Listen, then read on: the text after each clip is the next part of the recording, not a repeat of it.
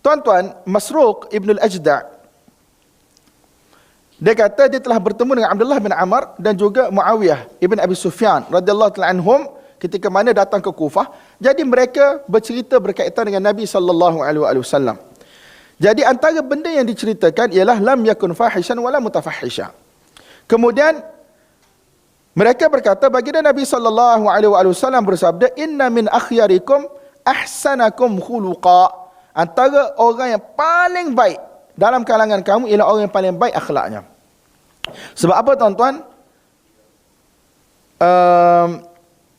Akhlak ni tuan-tuan, sebagaimana kita cerita semalam, dia ialah satu benda yang mana akan safeguard, yang akan protect kita punya amalan.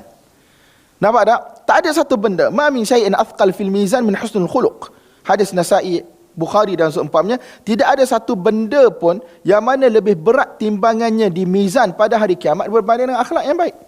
Apabila seseorang itu tidak ada akhlak yang baik, amalan-amalan dia akan hilang begitu sahaja. Sebagaimana hadis yang masyhur tuan-tuan, pada hari kiamat orang datang bawa amalan sebesar gunung Uhud ataupun amalan yang sangat banyak. Kali ikut timbangan, amalan banyak tuan-tuan.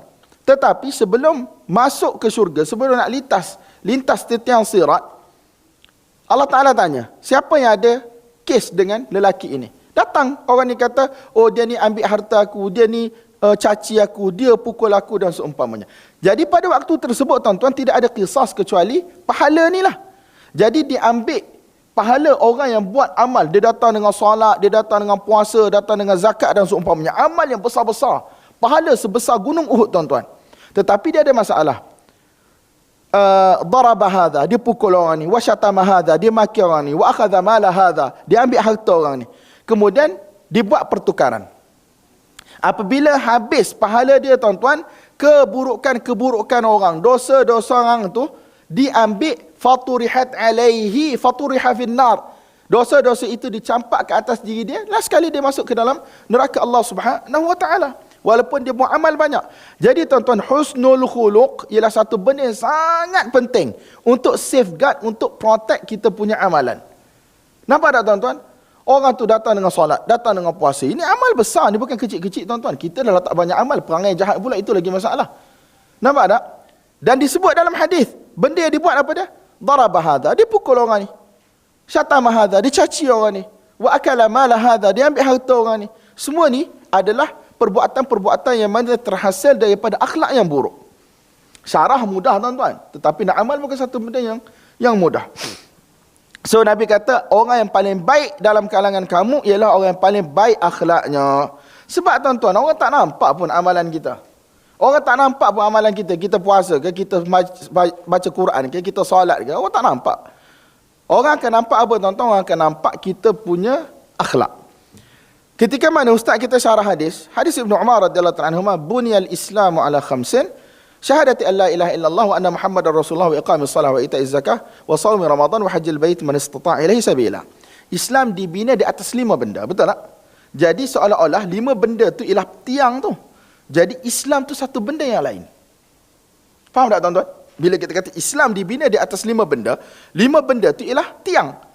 Kan kita nak buat kemah, kita ada 4 penjuru tiang, kemudian kita ada tiang tengah, betul tak? Itulah 5 tiang tu. Sebab tu disebut sebagai arkan. Rukun ni, tiang ni, ialah 5 benda. Dan Islam dibina di atas 5 benda tersebut. Antara satu jenis tafsiran lah, ya ustaz kita beritahu. So apa Islam tu? Ustaz kata Islam ialah husnul khuluq. Islam itu adalah akhlak yang baik. Sebab tu tuan-tuan, bila kita tengok ayat-ayat Quran, bila Allah cerita tentang amalan, biasanya Allah Subhanahu wa taala akan tutup dengan apa? Allah Taala akan tutup dengan sifat yang Allah suka ataupun sifat yang Allah benci.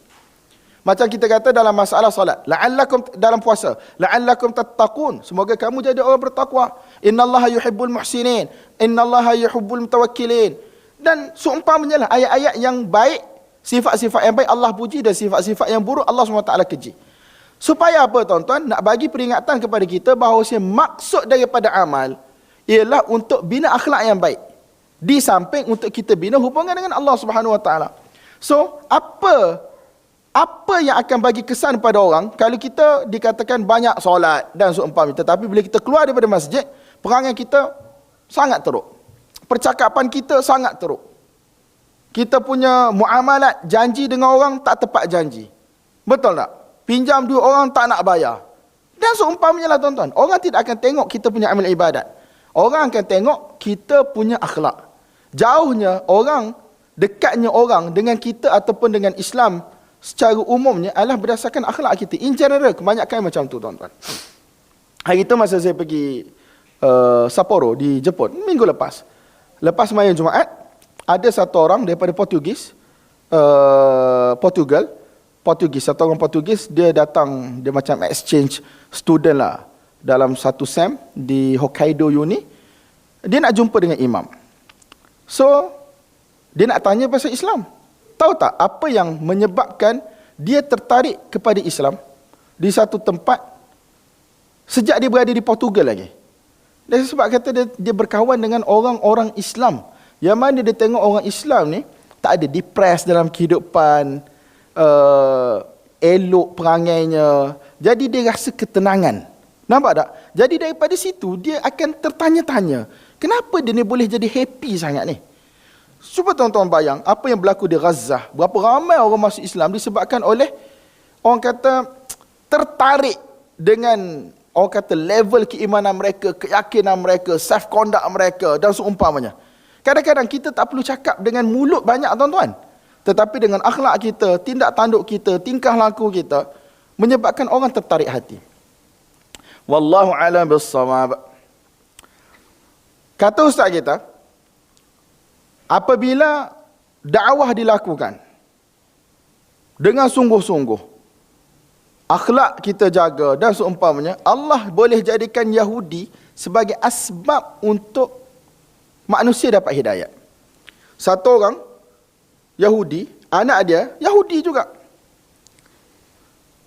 Anak dia Yahudi juga berkhidmat kepada Nabi SAW. Cuma satu ketika budak tu dia sakit. Bila sakit, Nabi SAW datang ziarah dia. Dan Nabi SAW sayang pada dia. Dan Nabi SAW suruh dia mengucap. Anak dia duk tengok ayah dia takut ni. Ayah dia Yahudi dan dia pun Yahudi. Nabi suruh mengucap. Last sekali, ayah dia kata apa?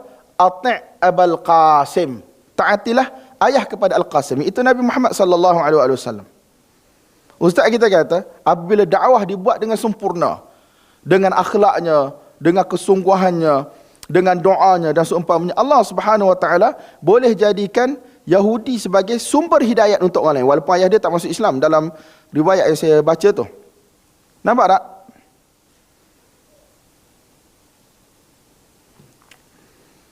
Google. Hadis ini ada dalam Bukhari tuan-tuan. Riwayat Anas bin Malik radhiyallahu anhu, dia kata kana gulamun yahudiyyun yakhdumun Nabi sallallahu alaihi wasallam. Ada satu orang budak Yahudi telah berkhidmat kepada Nabi sallallahu alaihi wasallam. Famaridha fa'atahu ya'ud. Dia sakit, Nabi sallallahu alaihi wasallam datang ziarah dia. Faqa'ada 'inda ra'sihi faqala lahu aslim. Nabi duduk dekat kepala dia, Nabi kata masuklah Islam. Fanadhara ila abihi wa huwa 'indah. So dia tengok ayah dia, bapa Yahudi kot. Nak masuk Islam masa tu kan, mestilah dia takut. Faqala lahu ati' Abul Qasim. Ayah dia sendiri, satu orang kafir Yahudi, tak beriman dengan Nabi, Allah jadikan sebab dia kata apa? Ati' Abul Qasim, ta'alah Abul Qasim, iaitu ta'alah Muhammad sallallahu alaihi wasallam. Fa aslam, dan budak tu pun masuk Islam. Fa kharajan Nabi sallallahu alaihi wasallam wa huwa yaqul, Nabi keluar daripada rumah tu dan Nabi kata alhamdulillah allazi anqadhahu minan nar. Segala puji bagi Allah yang mana telah menyelamatkan dia daripada neraka. Cuma tuan-tuan kena bacalah dia punya cerita ni, ada dalam Islam Web ni. Takkan semua benda saya nak suap kan. Jadi tuan-tuan bacalah sendiri. Wallahu a'lam bissawab.